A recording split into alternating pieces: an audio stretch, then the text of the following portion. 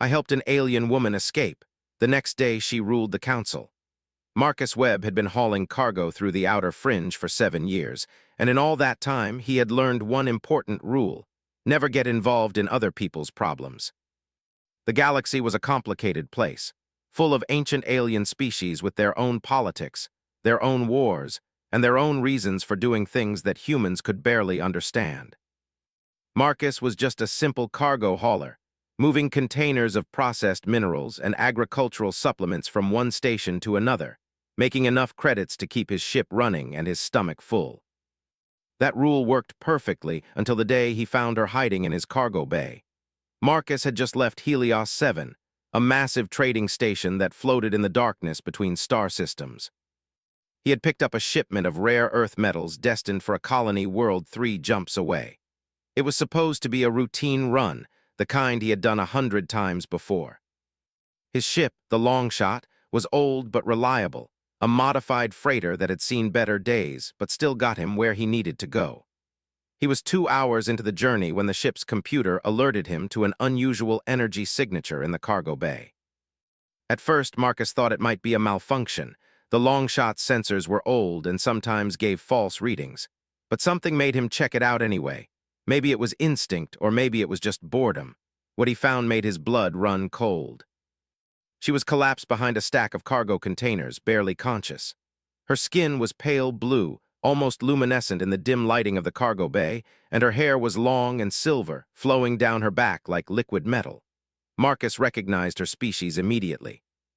She was Velith, one of the most respected and elegant species in the entire galactic consortium. The Velith were known for their intelligence, their diplomatic skills, and their position at the very top of galactic society. But this woman looked nothing like the proud Velith diplomats Marcus had seen in news broadcasts. She was wearing torn prison clothing, and her arms and legs were covered in ugly burn marks that looked like they came from electroshock restraints. Her breathing was shallow and rapid, and when she looked up at Marcus with her large, amber eyes, he saw fear and desperation. Marcus knelt down beside her, his hand instinctively moving to the medical kit on his belt.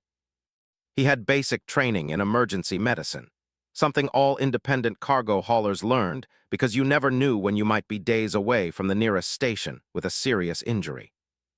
"Please," she whispered in accented standard, the common language used throughout the galaxy. "Do not turn back, they will kill me." But something about the terror in her eyes stopped him. He had seen that look before, during the border wars when he had served in the human defense forces. It was the look of someone who knew they were going to die. "Who are you?" Marcus asked, pulling out his medical scanner and running it over her injuries.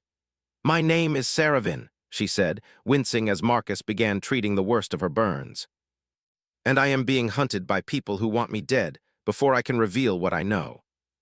His medical supplies were basic, designed for humans, but the scanner indicated they would work well enough for Velith physiology. "What did you do? Are you a criminal?" But the truth is far more complicated than that. They were military vessels, heavily armed and designed for one purpose: to enforce the law across the galaxy. Marcus rushed to the bridge, his heart pounding. Saravin followed slowly, still weak from her injuries. The communication system activated automatically, and a face appeared on the main screen. It was SSK Var, a reptilian species known for their military prowess and strict adherence to the law. His scales were dark green, and his eyes were cold and calculating. "Human vessel Longshot, this is Captain Thrax of the Consortium Peacekeepers. We have reason to believe you are harboring a dangerous fugitive. Power down your engines and prepare to be boarded." Her face showed no fear now, only a cold determination that seemed out of place on someone so injured. "What exactly did this fugitive do?" Marcus asked, stalling for time while his mind raced through possible options. "The criminal Saravin is wanted for the assassination of a high-ranking council member and the theft of classified government data. She is extremely dangerous and may have coerced you into helping her. If you cooperate now, you will not face charges. But if they take me back, the truth will die with me, and billions will suffer for it." But he had also been a soldier once, and he knew what it looked like when someone was being railroaded by people with power. He had seen it happen to good people during the war, people who had tried to do the right thing and been crushed by the system for it. He made his decision in a heartbeat. "Captain Thrax, I'm not showing any stowaways on my ship. Maybe your information is wrong. We are scanning your vessel now, and we will detect any life signs aboard." The long shot might have been old, but Marcus had made modifications over the years, little tricks and upgrades that helped him stay competitive in a galaxy full of bigger, faster ships. One of those modifications was a scanner jammer, originally installed to prevent pirates from detecting valuable cargo. "Then scan away," Marcus said, activating the jammer. "But you're wasting your time." Marcus could see the confusion on the faces of the bridge crew. Their scanners would be showing conflicting readings now, ghost signals and false positives that made it impossible to get a clear picture of what was actually on the long shot. But Marcus knew the jammer would only buy him a few minutes at most. The consortium had technology far beyond what he could afford, and they would cut through his countermeasures eventually. Saraven moved to stand beside him at the controls. "You do not have to do this," she said. "I am grateful for the medical aid, but if you help me further, you will become an enemy of the consortium. They will hunt you as they hunt me." Despite her injuries and her obvious exhaustion, she held herself with dignity. She was not begging, not trying to manipulate him. She was simply giving him the facts and letting him make his own choice. "Tell me the truth," Marcus said. "All of it." Right now, it would classify humanity as a hazard species and quarantine all human worlds indefinitely. No trade, no travel, no contact with the rest of the galaxy. Your people would be prisoners on your own planets. Why would they do that? They believe that by isolating humanity now, they can prevent a future war. But when I tried to stop the vote, my fellow voices declared me mentally unstable. They staged my arrest and planned to hold the vote without me. In 34 hours, the segregation doctrine will become law, and your people will never know freedom among the stars. Human, our scans indicate you are using jamming technology. This is a violation of consortium law. Power down immediately, or we will be forced to disable your vessel. The 3 warships had them completely surrounded. There was no way to outrun them in normal space, and if he tried to jump to faster-than-light speed, their weapons would tear his ship apart before the engines could engage. It was an impossible situation. Any reasonable person would surrender, would hand over Saraven and hope for leniency. But Marcus had never been particularly reasonable, and he had learned a long time ago that sometimes the only way out of an impossible situation was to do something so crazy that nobody saw it coming. He began entering commands into the navigation system, calculations that made the ship's computer beep warnings at him. Saraven watched him work, her eyes widening as she realized what he was planning. "You cannot be serious," she said. "That maneuver will tear your ship apart." The containers of rare earth metals, worth a small fortune, began venting into space. But Marcus was not interested in the cargo itself. He was interested in what happened when you suddenly exposed certain refined metals to the radiation of open space, while simultaneously hitting them with a focused energy beam from the ship's mining laser. The explosion was spectacular. The cargo containers detonated in a massive fireball that engulfed the long shot and the surrounding space. Marcus had already angled his ship's shields to deflect most of the blast downward and forward, turning the explosion into a crude rocket that launched them directly between 2 of the consortium warships. The warships had their shields angled to protect against weapons fire from the front, not from an explosion that came from their own trap. The longshot shot through the gap like a bullet, her hull groaning under the stress. Alarms screamed throughout the ship. The artificial gravity flickered. Marcus fought with the controls, using every trick he had learned as a combat pilot to keep them on course. Behind them, the warships scrambled to adjust their positions, but Marcus was already diving toward a nearby asteroid field. "You are insane," Saraven said, gripping the edge of the control panel to keep herself steady. "I've been called worse," Marcus replied, grinning despite the danger. His heart was pounding, and he felt more alive than he had in years. They plunged into the asteroid field, and Marcus killed the main engines, letting momentum carry them deeper into the maze of tumbling rocks. The warships followed, but they were too big, too slow to navigate the narrow gaps between asteroids. Marcus threaded the longshot through spaces that should have been impossible, flying by instinct and reflexes honed by years of experience. Finally, after what felt like hours but was probably only minutes, they found a hiding spot. Marcus maneuvered the longshot into the shadow of a massive asteroid and powered down all non-essential systems. On the passive sensors, they could see the warships searching the field, their active scanners painting the asteroids with energy beams. Marcus and Saravin sat in silence, barely breathing, as the warships passed within a few hundred meters of their position. The minutes stretched out, each one feeling like an eternity. But eventually the warships moved on, searching other sections of the field. They were safe. For now, Marcus slumped back in his chair, suddenly exhausted. His hands were shaking with adrenaline. Saravin was looking at him with an expression he could not quite read. "Why did you do that?" she asked quietly. "You do not know me, you have no stake in consortium politics. You could have handed me over and gone on with your life. You asked me not to turn back, and something in your voice told me you were telling the truth. Maybe I am stupid for trusting my gut, but it has kept me alive this long. No other species in the galaxy would have done what you just did. They would have calculated the risks, analyzed the probabilities, and concluded that helping me was not worth the danger.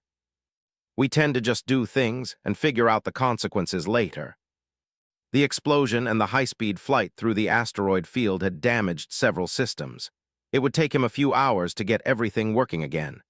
As he worked, Saravin told him more about the situation. The vote on the segregation doctrine was scheduled to take place on Zenith Prime, the capital world of the Galactic Consortium. It was one of the most heavily defended planets in the galaxy, surrounded by defense stations and patrol fleets. Getting there would be difficult. Getting there in time would be nearly impossible. "We have 32 hours, Saravin said, looking at the star charts. Zenith Prime is 30 light hours away through some of the most heavily patrolled space in the galaxy. Even if we could get past the patrols, the planetary defense grid would destroy us before we got close." He looked at the star charts, at the impossible distance they needed to cover, at the countless obstacles between them and their destination. Then he grinned. "Well," he said, "I guess we are crashing a council meeting. You cannot be serious. The worst they can do is kill us, and honestly, at this point I am too invested in this story to quit now." It was a sound she had not made in weeks, not since she had discovered the conspiracy and her entire world had fallen apart. "Very well, Marcus Webb," she said. "Let us go crash a council meeting. But if we survive this, I am buying you a new ship to replace the one you destroyed saving me. Though I have to warn you, I have expensive taste in starships." All they knew was that they had a deadline to meet and a galaxy to save. And sometimes, that was enough. The longshot dropped out of faster-than-light travel directly above Zenith Prime, and immediately every alarm system on the ship started screaming. Marcus had done a lot of crazy things in his life, but deliberately jumping into the middle of the most heavily defended planet in the galaxy was probably the craziest. The orbital defense grid locked onto them instantly, and dozens of weapons platforms began charging their energy cannons. Saravin gripped the armrests of her seat, her knuckles turning white. "This is your plan. To simply appear above the capital and hope they do not shoot us. I have a delivery for the council." One voice, slightly used, returned to sender. The very audacity of it seemed to have frozen them in place, but the freeze only lasted a few seconds. Then the communication channels exploded with activity. Multiple voices shouted over each other, demanding identification, ordering them to power down, threatening to open fire.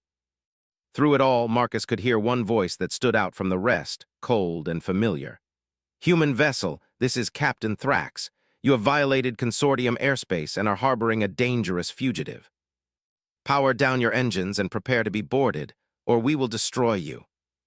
The longshot was not built for atmospheric entry at high speed, but Marcus had made modifications over the years, reinforcing the hull and upgrading the heat shields.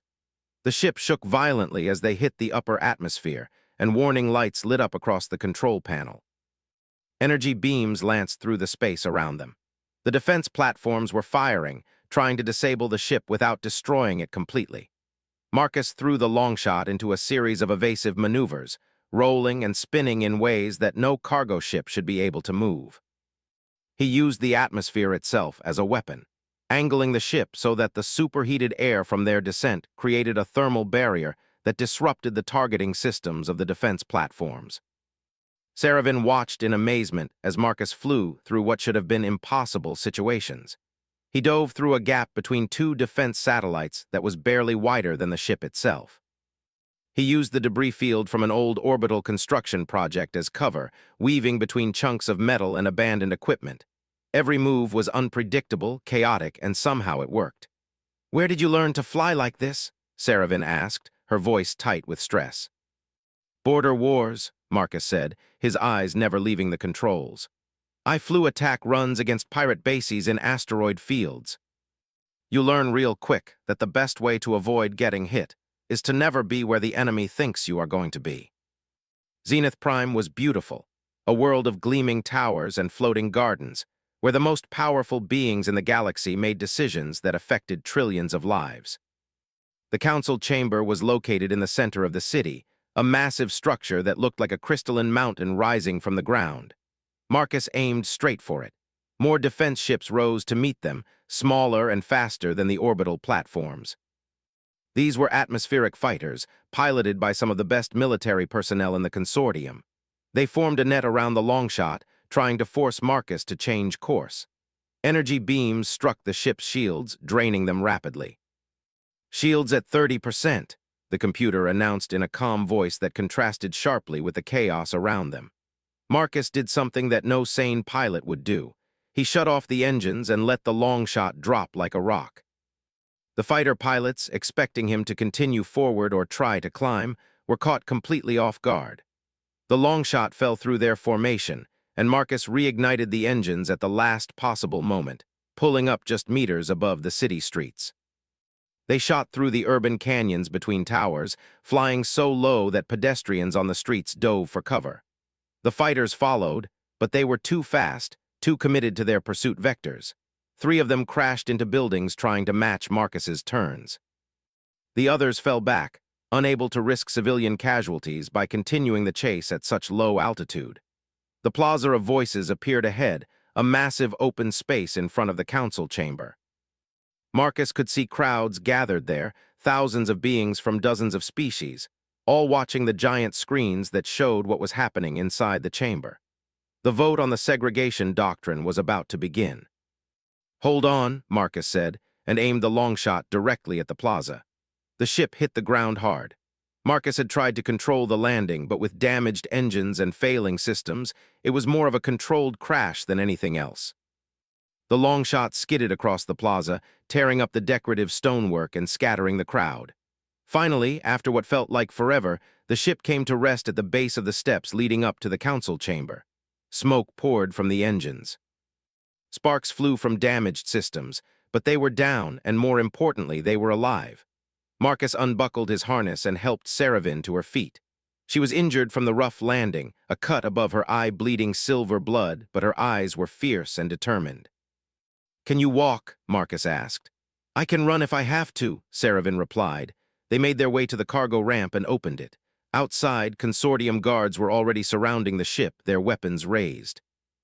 Marcus raised his hands, stepping out slowly, with Saravan behind him. The crowd in the plaza had gone silent, everyone staring at the crashed ship and the 2 figures emerging from it. A squad of heavily armored soldiers approached, their weapons trained on Marcus and Saravan. The squad leader, a tall Kith with 4 arms, spoke in a voice amplified by his helmet. "You are under arrest for terrorism, destruction of property, and kidnapping," of a council voice. "Surrender immediately. This human saved my life and helped me return to my duties. Stand aside." The crowd in the plaza was growing, more people arriving every moment, drawn by the commotion. Then the main doors of the council chamber opened, and 4 figures emerged. Marcus recognized them from the descriptions Saravan had given him during their journey. There was Lyravan, Saravan's sister, looking elegant and cold. Beside her was General Cross, the SSKVAR military commander, his scales gleaming in the sunlight. The Telari merchant Prince Velaner moved with the calculated grace of someone who viewed everything as a transaction. And finally, there was Ensu, the ancient Kith philosopher, his 4 arms folded in a gesture of disappointment. Lyravan spoke first, her voice amplified so everyone in the plaza could hear. "Sister, you have caused quite a scene. We had hoped to handle this quietly, but you have forced our hand. You are clearly unwell, suffering from delusions and paranoia. This human has obviously manipulated you, taken advantage of your vulnerable state.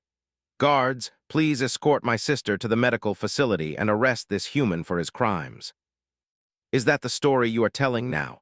That a human cargo hauler somehow convinced me to abandon my position and stage this dramatic return? It is not surprising that the stress of our position finally overwhelmed you. His hand moved to the data pad at his belt, the one that had been recording everything since the moment he found Saravin in his cargo bay. With a few quick commands, he activated the broadcast function, linking to every public display in the plaza and beyond. Maybe everyone should hear the whole story before you decide who is crazy, Marcus said loudly. The giant screens in the plaza flickered, and suddenly they were showing the recording. Saravin's voice filled the air as she explained about the segregation doctrine, about the conspiracy to silence her, about the plan to quarantine humanity. The crowd watched in stunned silence as the evidence played out before them. There were intercepted communications between the other voices, planning sessions where they discussed how to remove Saravin, financial records showing bribes and deals made to ensure the votes they needed. General Cross moved forward angrily. This is fabricated evidence. The human has doctored these recordings. I do not have the skills or equipment to fake something this sophisticated. The beings gathered in the plaza were citizens of the consortium, people who believed in the system, in the idea that the voices represented their interests fairly. To discover that the voices had been conspiring, had been planning to imprison an entire species based on fear rather than justice, was shaking their faith. Saravin stepped forward, moving past the guards who seemed unsure whether to stop her. She walked up the steps toward the other voices, and despite her injuries, despite everything she had been through, she looked every bit the powerful leader she was meant to be. You were right to fear humanity, she said, her voice carrying across the plaza. But not for the reasons you think. You fear them because they represent change, because they do things that do not fit into your comfortable, predictable galaxy. This man, Marcus Webb, had every reason to turn me over to the authorities. It would have been the safe choice, the smart choice. But when he saw injustice, he acted. He risked everything for a stranger, for someone he had no obligation to help. For 10,000 years, the consortium has maintained peace through stability. We have avoided conflict by avoiding change. But stability has become stagnation. We have stopped growing, stopped evolving. We make the same decisions over and over, following the same patterns our ancestors established. Humans are dangerous because they refuse to accept things as they are. They look at the impossible and ask why not. They see rules and wonder if there might be a better way. But the question remains, can the galaxy survive humanity's chaos? More citizens were arriving, thousands of them, filling the streets leading to the council chamber. Marcus could see humans among them, residents of the few human colonies that existed on consortium worlds. But there were also Velith, Sskevar, T-Larry, Kith, dozens of other species all coming together. They began to chant Saravin's name. The sound started small but grew rapidly, echoing off the towers surrounding the plaza. Marcus had seen protests before, but never anything like this. This was not an angry mob. This was a united voice demanding justice. Lyravin looked at the crowd, then at her fellow voices, and Marcus could see the calculation in her eyes. She was a politician, and she understood when the political winds had shifted too far to resist. Perhaps, she said carefully, we were too hasty in our assessment of the situation. Sister, if you are willing to return to your position on the council, we can discuss the segregation doctrine further. Furthermore, I am calling for a vote of censure against all of you for conspiring to subvert the will of the council. But there is a provision in our charter for cases where voices are compromised. If enough citizens demand it, temporary voices can be appointed by popular acclaim to vote on matters of council conduct. The crowd was demanding exactly that, calling for new voices to be appointed to judge the conspiracy. Marcus had to admire Saravin's political skills. She had turned what should have been her trial into a trial of her accusers.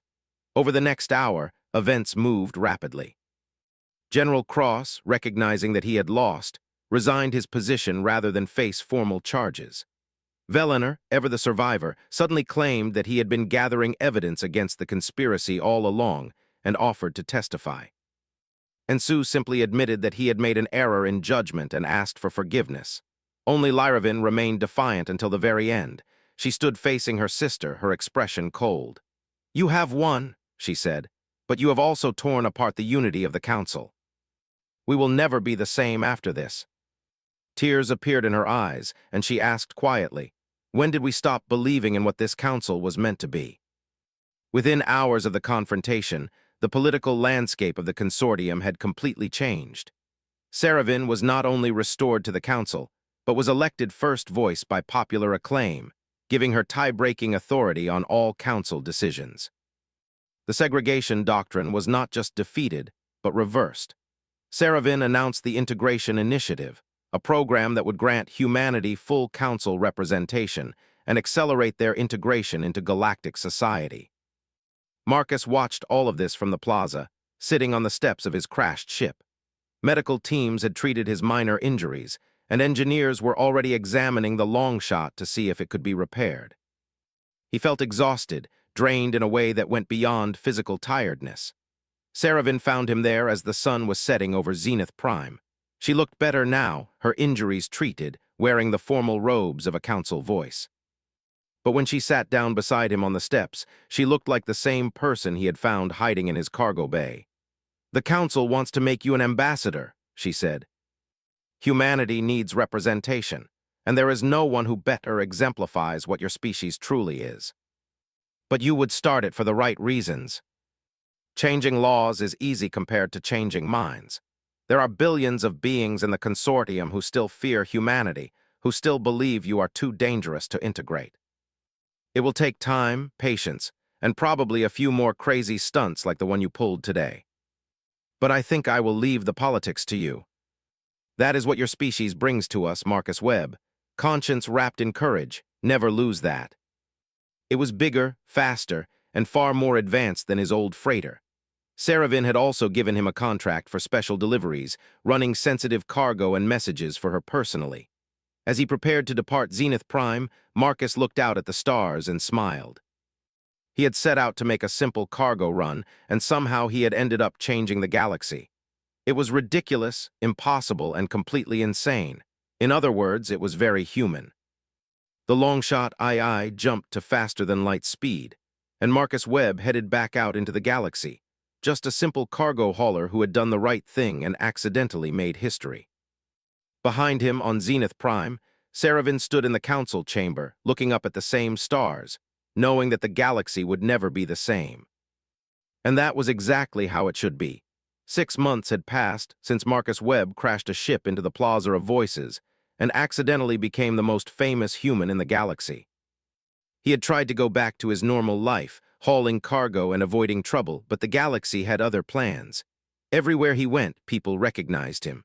Some wanted autographs, some wanted to hire him for impossible jobs. And some, particularly those who had supported the segregation doctrine, wanted him dead.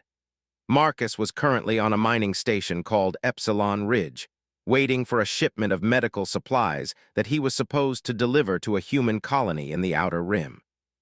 The station was crowded and noisy, filled with miners, traders, and various species trying to make a living in the harsh environment of deep space. Marcus sat in a corner of the station's bar, nursing a drink and trying to stay inconspicuous. It was not working. "You are him, right?" A young T-Larry approached his table, her facial tentacles quivering with excitement. "You are Marcus Webb, the one who saved Voice Saravin." The media made it sound more dramatic than it was. "My father said it was the most insane thing he had ever seen, and he fought in the frontier wars." Marcus excused himself from the enthusiastic T-Larry and found a private corner to take the call. Saravin's face appeared on the small screen, and Marcus immediately knew something was wrong. She looked tired, stressed in a way he had not seen since their escape from the warships. "Marcus, I need your help," she said without preamble. "But this time it is not about politics or conspiracies. This is personal, and it is dangerous. She resigned from the council 6 months ago, as you know, but she was supposed to be living quietly on our homeworld.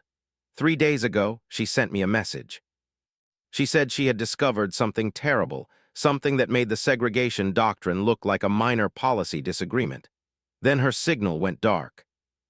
They found her estate abandoned, with signs of a struggle. But here is the strange part. All the security footage was deleted, and there were energy signatures that match no known weapon in the consortium database. That is never a good sign. Where do you think she went?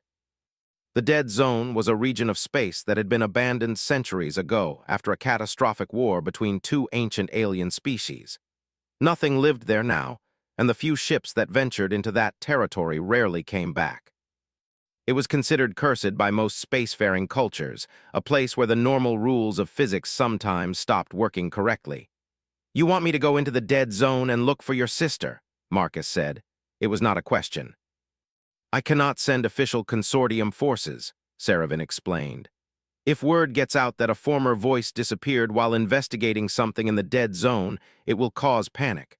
The council is already unstable after everything that happened. I need someone I can trust, someone who is not bound by official protocols." "Marcus, I would not ask if there was any other option. Lyravin and I had our differences, but she is still my sister. And if she really did find something dangerous enough to make her reach out to me after 6 months of silence, then the galaxy needs to know about it." Getting there would take at least a week, and that was if nothing went wrong. Given his recent luck, something would definitely go wrong. "All right," Marcus said, "but I am not going alone. If your sister found something dangerous, I will need backup. I need people who know how to improvise." Crix had been dishonorably discharged for questioning orders, which in Marcus's opinion made him perfect for this kind of mission. The SSKvar was gruff and antisocial, but he could fix anything that flew, and he owed Marcus his life from a mission that had gone wrong years ago. Second was Zara, a human pilot who had grown up on a colony world and learned to fly in asteroid fields before she was old enough to legally operate a ship. She was young, reckless, and had a bounty on her head in 3 systems for smuggling, but she was also the best natural pilot Marcus had ever seen. Third was T.A. Charon, a Kith xenobiologist who had been studying the dead zone for years. Most people thought T.A. Charon was crazy for wanting to explore a cursed region of space, but his knowledge would be invaluable. He joined the mission eagerly, excited at the prospect of finally getting real data from deep within the dead zone. The 4 of them set out on the long-shot II, following the coordinates Saravan had provided. The journey to the dead zone was uneventful at first. They passed through normal space, jumping from system to system, gradually leaving behind the civilized parts of the galaxy. But as they approached the boundary of the dead zone, things started to change. The stars looked different somehow, their light distorted and strange. The ship's navigation system began giving inconsistent readings. And Marcus started to feel an odd sensation, like they were being watched by something vast and incomprehensible. "The energy readings here are completely abnormal," T.A. Charon said, all 4 of his arms working different instruments simultaneously. "There are quantum fluctuations that should not be possible. It is as if the fabric of space itself is damaged here." She was handling the increasingly erratic flight controls with practiced ease, but even she looked nervous. They found the coordinates Lyravin had mentioned. It was a derelict space station, floating alone in the void. The station was ancient, its design unlike anything in the consortium database. It looked organic somehow, as if it had been grown rather than built. "There is a ship docked at the station," Crix reported from the sensor station. "Small, civilian design. It matches the description of the vessel Lyravin was using." The interior of the station was dark and cold. Their lights cut through the darkness, revealing corridors that curved in ways that hurt to look at. The walls were covered in symbols that seemed to shift and change when observed directly. "This place is wrong," Zara said quietly. "I mean really wrong. My instincts are screaming at me to leave." The readings led them to a central chamber, a vast space that seemed far too large to fit within the station's exterior dimensions. In the center of the chamber stood Lyravin. She was alive, but she looked different. Her normally elegant appearance was disheveled, and her eyes had a haunted quality. She was staring at something on the far wall, a massive display showing images and data that Marcus could not understand. "Lyravin," Marcus called out. "Your sister sent us to find you. I thought I would die here, alone with this terrible knowledge." This station belongs to the architects, the species that created the network of jump gates we use to travel faster than light. We always thought they simply disappeared, went extinct or left for some unknown reason. But the truth is so much worse. But there were annotations, data streams, genetic codes flowing around each image. The architects did not disappear, Lyravin continued. They are still here, but not in a form we can perceive. They exist in higher dimensions, and they have been manipulating the evolution of every sapient species in the galaxy for millions of years. We are not natural, Marcus. We are experiments, guided along specific evolutionary paths for reasons we cannot comprehend. If this data is accurate, it explains so many anomalies in the fossil records of various homeworlds. But why would they do this? What is the purpose? I have spent 3 days studying this data, and I have only scratched the surface. But I think they are preparing us for something, some kind of test or challenge that is coming. The segregation doctrine, the integration of humanity, all of it may be part of their plan. How do you fight beings that exist in higher dimensions? Its proportions were slightly off, and its eyes glowed with an inner light. It smiled, but the expression was unsettling, as if it was mimicking an emotion it did not truly feel. I am an interface, the figure said. A way for the architects to communicate with species like yours. We have been waiting for someone to find this station, to discover the truth. You were meant to find it, Lyravin, just as Marcus Webb was meant to save your sister. Everything has been guided toward this moment. A great darkness is coming to this galaxy, something that even the architects fear. It is called the consuming void, an entity from outside this reality that devours dimensions. It has destroyed countless galaxies already, and it is coming here. Why tell us this? Why manipulate us for millions of years? Humans were the final piece, the element of chaos needed to break the stagnation of the consortium. Your unpredictability, your refusal to accept limitations, these are weapons against an enemy that relies on predictable patterns. How long do we have? You must unite the galaxy, combine the knowledge and resources of every species, and prepare for a war unlike any you have fought before. Technology, strategies, information about the nature of the threat. Use it wisely. The architects cannot help you directly. We exist in dimensions the void has already consumed. You are alone in this fight, but you are not helpless. This changes everything. And if what the interface said is true, we have no choice but to try. It was overwhelming. Thousands of years of observations and plans, technology that was centuries beyond anything the consortium possessed. But buried in all that information was hope. The architects genuinely believed the galaxy could survive if everyone worked together. When they reached Zenith Prime, Saravin was waiting. Marcus delivered both her sister and the terrible news they had discovered. That night, an emergency session of the council was called. For the first time in history, representatives from every species in the consortium gathered to hear what Lyravin and Marcus had to say. The presentation took hours. There was disbelief at first, then fear, then slowly, a grim determination. The galaxy had faced threats before, but never anything like this. Yet as Marcus looked around the chamber at the assembled species, he felt something he had not expected. He felt hope. Because for the first time in galactic history, everyone was united by a common purpose. The old divisions and prejudices suddenly seemed petty in the face of an existential threat. Humans, Velith, Sskevar, T-Larry, Kith, and dozens of other species were finally working together, not because they had solved all their differences, but because they had no other choice. After the session ended, Marcus found himself standing alone on a balcony overlooking the capital city. Saravin joined him, her expression thoughtful. 20 years, she said quietly. It does not seem like enough time. We have faced impossible odds before and found a way through. This is just another impossible situation that needs someone crazy enough to think they can solve it. Though I have to admit, I preferred it when my biggest problem was dodging pirates and making cargo deliveries on time. But for now, in this moment, the galaxy was united and preparing to fight. It would not be easy. Many would not survive what was coming, but they would face it together, and that made all the difference. Marcus Webb had set out to be a simple cargo hauler, but the galaxy had other plans. He had saved a voice, changed political history, and now he was part of something even bigger. It was exhausting, terrifying, and completely insane. In other words, it was perfectly human. And for the first time in a long time, Marcus thought that maybe being human was exactly what the galaxy needed. The galaxy was changing in ways that nobody could have predicted 3 years ago.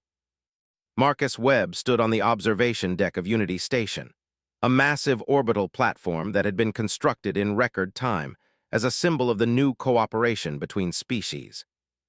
Through the viewport, he could see dozens of ships from every corner of the consortium working together, running drills and testing new weapons systems designed to fight an enemy that existed partially outside normal reality. It had been 2.5 years since they discovered the truth about the architects and the coming threat of the consuming void. In that time, the galaxy had transformed itself. Old enemies had become allies. Technology that had been kept secret for centuries was now shared freely. And humans, once considered too dangerous to integrate, had become central to the defense planning because of their unique ability to think outside traditional patterns. Marcus had tried to stay out of the spotlight, but that had proven impossible. Saravan had appointed him as a special liaison, someone who could move between different species and cultures without being bound by diplomatic protocols.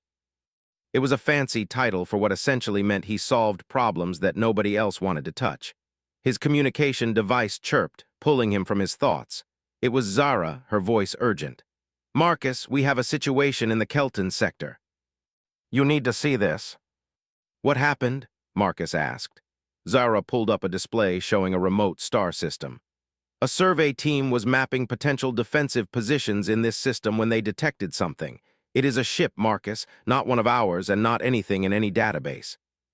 It just appeared out of nowhere, and it is broadcasting a signal. This ship should not exist." The hull was battered and scarred, as if it had been through hell and barely survived.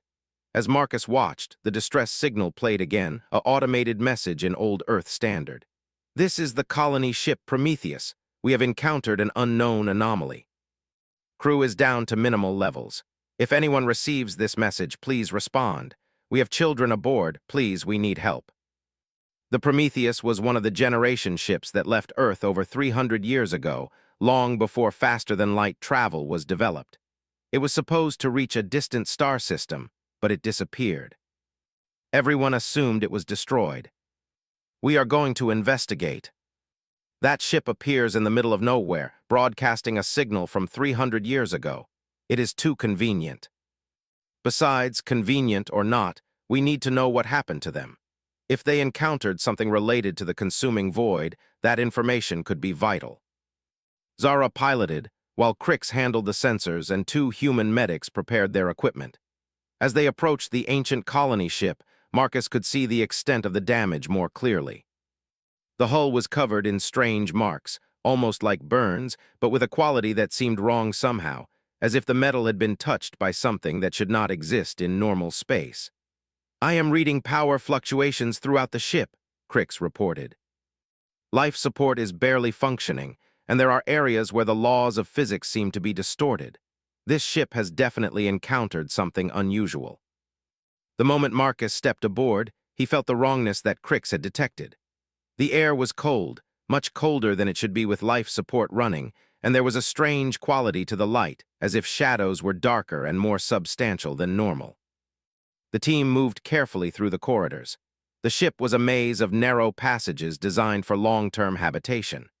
They passed through living quarters that showed signs of recent occupation, but everything was frozen, preserved by the cold.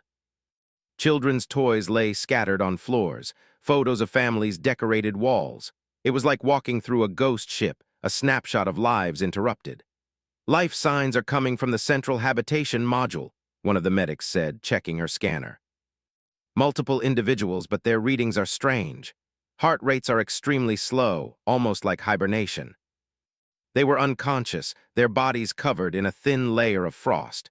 At the center of the circle was a young girl, perhaps 10 years old, and she was the only one awake. The girl looked up as Marcus and his team entered. Her eyes were old, far too old for her apparent age, and when she spoke, her voice echoed strangely. "You came," she said.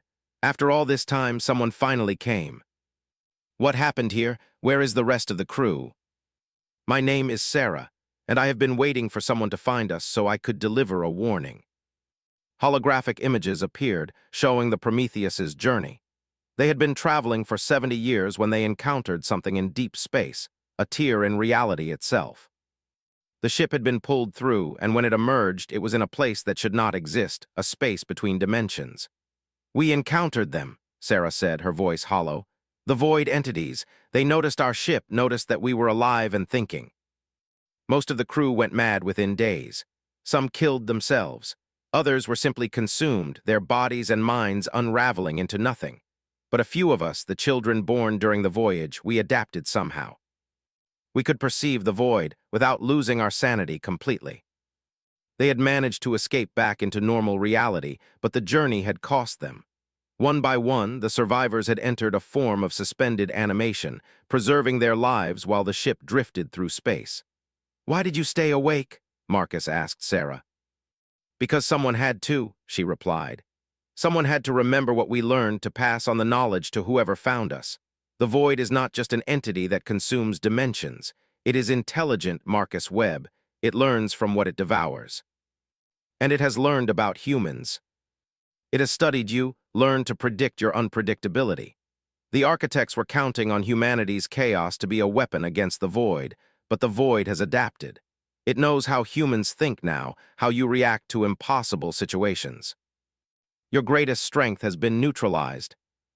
It has consumed millions of realities, and in some of them, humans spread across galaxies before the void arrived. It has devoured entire human civilizations. By the time it reaches this dimension, it will know everything about you. Your tactics, your psychology, your weaknesses. We cannot surprise an enemy that already knows how we think. Humans are not the weapon against the void. Humans are the catalyst that will allow all species to transcend their limitations." It showed complex equations and diagrams that Marcus struggled to understand, but the general concept was clear. The various species in the galaxy all had unique strengths. The Velith had incredible analytical minds. The SSK-VAR had unparalleled focus and discipline. The Kith could process multiple complex tasks simultaneously, but all of them were limited by their predictability, by the fact that their strengths came from following established patterns. "Humans break patterns," Sarah explained. "But more importantly, humans can teach other species to break patterns too. Over the past 2 years, you have seen it happening. Velith scientists are proposing theories that would have been considered insane before they worked with humans. SSK-VAR military strategists are developing tactics that defy traditional doctrine. The entire consortium is learning to think differently because of human influence. The solution is to make every species unpredictable. But if all species in the galaxy learn to combine their strengths in unexpected ways, if Velith logic merges with human intuition, if SSK-VAR discipline combines with human improvisation, then you create something the void cannot predict. You create true chaos, the kind that cannot be analyzed or understood. If they have been in suspended animation for this long, waking them safely will be delicate. But Marcus Webb, you must act quickly. The void is closer than the architects predicted. You have less than 10 years, not 20. Could they really prepare for an interdimensional threat in the remaining time? "Why tell me this?" Marcus asked Sarah.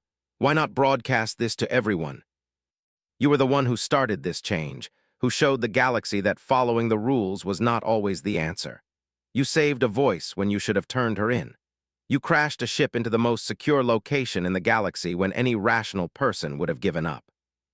You inspire others to think differently, and that is what will save the galaxy."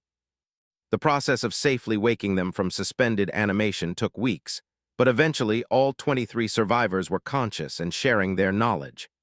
The information they provided was invaluable, but also terrifying. They had seen the void's true nature, experienced its hunger firsthand. Marcus found himself in another emergency council session, this time with even more urgency than before. He stood before representatives from every species in the consortium and delivered the news about the accelerated timeline. 10 years is not enough," General Cross said, his scales rippling with agitation. The SSK-VAR had changed significantly since the conspiracy 3 years ago.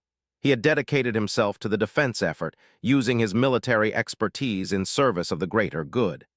10 years is what we have, Marcus replied. So we need to make it enough. The survivors of the Prometheus brought us knowledge, but more importantly, they brought us proof that humans can survive exposure to the void's influence. That means other species can learn to resist it too. We have spent too much time building conventional defenses against an unconventional enemy. We need to change our approach. The void expects us to fight it with weapons and shields. Instead, we need to fight it with ideas, with combinations of thought and action that have never existed before. Instead of just building bigger weapons, they created mixed species teams that combined different ways of thinking. Human artists worked with Velith mathematicians to develop concepts that existed at the intersection of emotion and logic. SSK-VAR warriors trained with human philosophers to find balance between discipline and creativity. Kith scientists collaborated with human children because children had not yet learned to limit their imagination. Marcus watched these changes with a mixture of pride and anxiety. The galaxy was transforming itself in ways that would have been unthinkable just a few years ago. Species that had barely tolerated each other were now creating genuine friendships, building understanding that went beyond simple cooperation. But the clock was still ticking. The void was coming, and every simulation, every calculation said the same thing. They were not ready. Even with all the changes, all the new ideas and unprecedented cooperation, the void was simply too vast, too powerful, too alien to fight with conventional methods. Marcus stood again on the observation deck of Unity Station, watching the ships practice maneuvers that combined tactics from 6 different military traditions. Zara joined him, carrying 2 cups of coffee, a human tradition that had spread throughout the station. "Do you think we can actually win this?" she asked quietly. Marcus thought about it for a long moment. "I do not know if we can win, but I know we have changed. 3 years ago, the galaxy was divided and stagnant. Now we are united and evolving. Whatever happens when the void arrives, we will face it together. And maybe that is the real victory, not defeating the void, but becoming something better than we were." That is very philosophical for a cargo hauler. Far away, at the edge of the galaxy, sensors detected the first signs of the approaching storm. Space itself was beginning to fray, reality thinning as something vast and incomprehensible drew closer. The consuming void was coming, and the galaxy held its breath, united for the first time in its history, ready to face whatever came next. Marcus Webb had started as a simple cargo hauler who just wanted to avoid trouble. Now he stood at the center of a galactic transformation, a symbol of what could happen when one person chose to do the right thing regardless of the consequences. The story was not over. In many ways, it was just beginning. But whatever came next, the galaxy would face it together, and that made all the difference.